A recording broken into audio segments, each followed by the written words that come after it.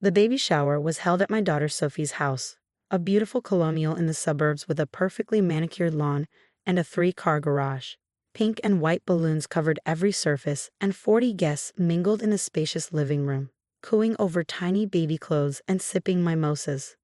I arrived wearing my usual outfit, jeans, a simple blouse from Target, and my worn leather jacket that I'd owned for 15 years. My canvas tote bag, the free one from the public library, hung over my shoulder. "Mom," Sophie greeted me at the door, her eyes quickly scanning my outfit. "You made it." "Wouldn't miss celebrating my first grandchild," I said, handing her a gift bag. She peeked inside at the handmade baby blanket I'd crocheted. "Oh, that's sweet. You can put it with the other gifts." She gestured vaguely toward a table overflowing with expensive packages from high-end baby stores. My son-in-law, Trevor, appeared behind her, his arms sliding possessively around Sophie's waist. At 34, he was a corporate attorney who never let anyone forget it. "Eleanor," he said, not bothering with Mom or even a hug. "Glad you could make it. Sophie was worried you couldn't afford the Uber." "I drove," I replied evenly. "Still have that death trap from 2008, he laughed. "One of these days, that thing's going to break down and leave you stranded." Sophie touched his arm. "Trevor, be nice." "I am being nice. I'm concerned about her safety." He lowered his voice, though not enough. "Maybe after the baby comes, we should look into some kind of assisted living situation for her. Somewhere affordable." I was 68 years old, in perfect health, and still worked 50 hours a week. But I said nothing. I'd learned over the past 6 years of Sophie's marriage that arguing with Trevor was pointless. I made my way to the kitchen, where Sophie's friends, all dressed in designer labels, were preparing mimosas and petit fours. "You must be Sophie's mom." A blonde woman in Louboutin heels extended her hand. "I'm Melissa. Trevor has told us so much about you." "Has he?" I smiled, accepting a glass of orange juice. "He mentioned you're going through a difficult time financially." Melissa's voice dripped with pity. "It's so brave of you to come. These events can be intimidating when everyone else is so successful." Before I could respond, Trevor's voice boomed from the living room. "Everyone, can I have your attention, please?" He stood in the center of the room, champagne glass raised. "I want to thank you all for coming to celebrate our little miracle. Sophie and I are so blessed. Great careers, beautiful home, amazing friends." The guests applauded. "Now, I know some families have their struggles," Trevor continued, his eyes finding me in the kitchen doorway. "Take my mother-in-law, Eleanor, for example. She's here today despite her circumstances." The room went quiet. Sophie's face flushed. "Trevor, what are you doing?" "Just being honest, honey. Eleanor lives like a homeless person. Seriously, I've seen her apartment. It's a studio, 1 room. Can you imagine? At her age, she should have built something by now, but instead she's living in poverty." A few uncomfortable laughs rippled through the crowd. "She drives a car that should be in a junkyard. She shops at thrift stores. She brings homemade gifts because she can't afford real ones." He shook his head sadly. "It's honestly depressing, which is why Sophie and I have decided to help." My daughter looked confused. "Help?" "Trevor, we never discussed." "I'm announcing it now.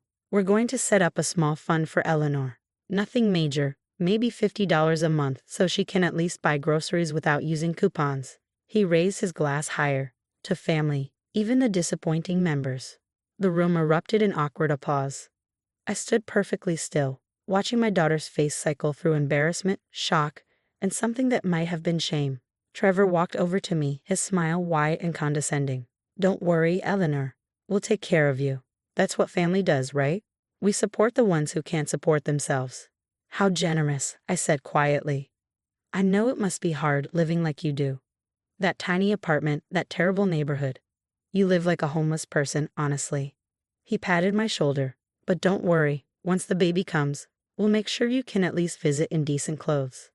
The room was watching us now, 40 pairs of eyes filled with pity, judgment, and curiosity. I smiled, the same smile I perfected over 43 years in business. "Trevor, could I ask you something?" He looked surprised. "Sure." "Where do you live? The address?" He blinked, confused. "What? You know where we live. You're standing in our house." "No, I mean your apartment. The one in the city. Your bachelor pad that you kept after the wedding. Sophie's head snapped toward him. What apartment? Trevor's confident smile faltered. That's not relevant right now.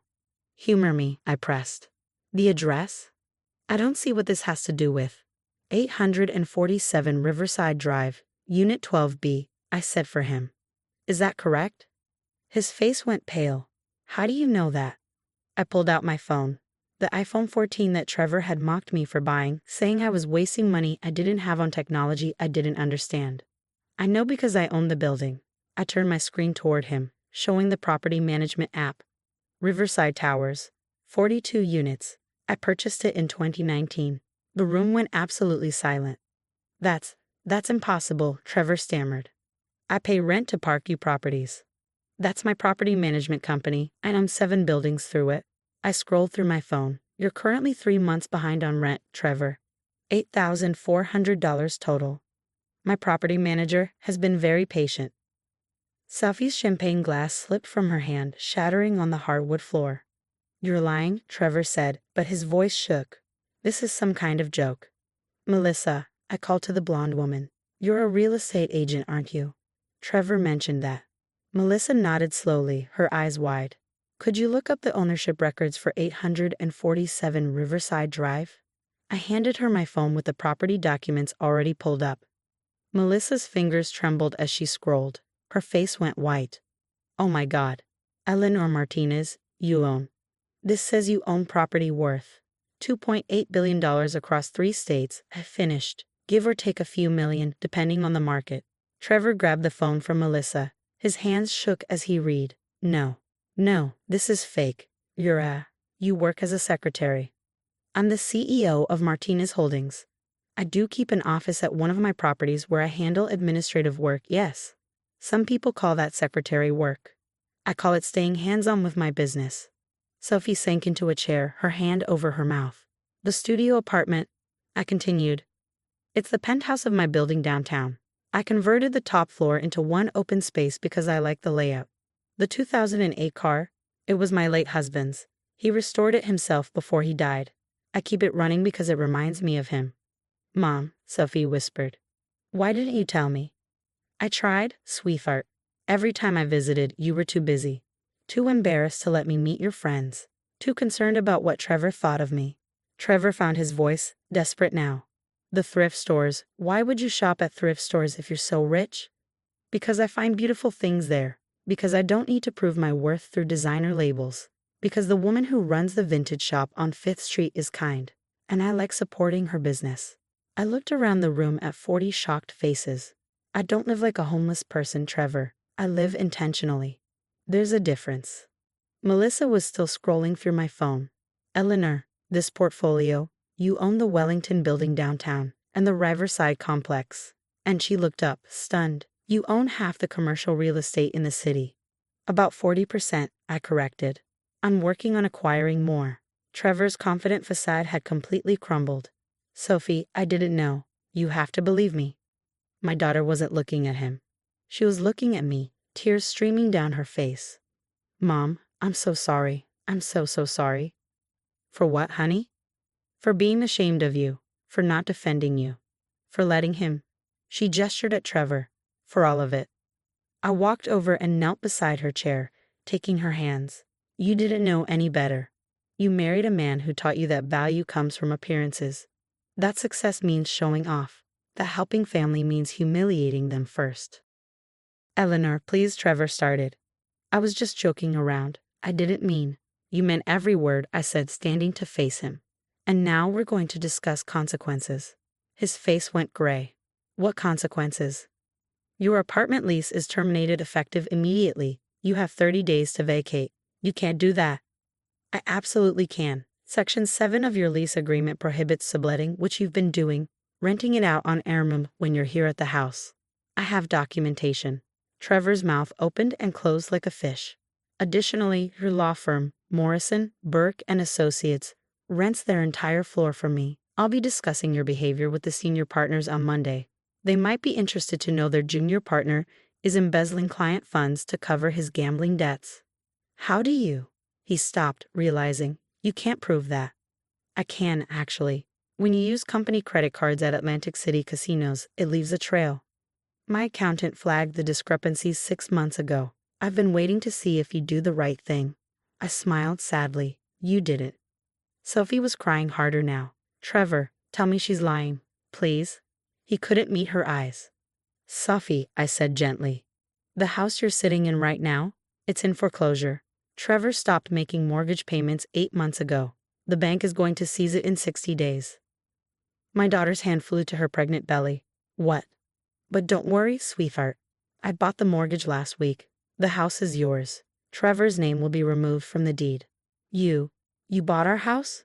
I couldn't let my grandchild be born into instability. I turned back to Trevor. You have a choice. You can resign from your firm quietly, attend gambling addiction counseling, and I'll give you a reference for a new job. Or you can fight this, and I'll make sure every firm in the state knows exactly what you did. Trevor's whole body was shaking. This is blackmail. No, this is consequence. Something you've apparently never experienced.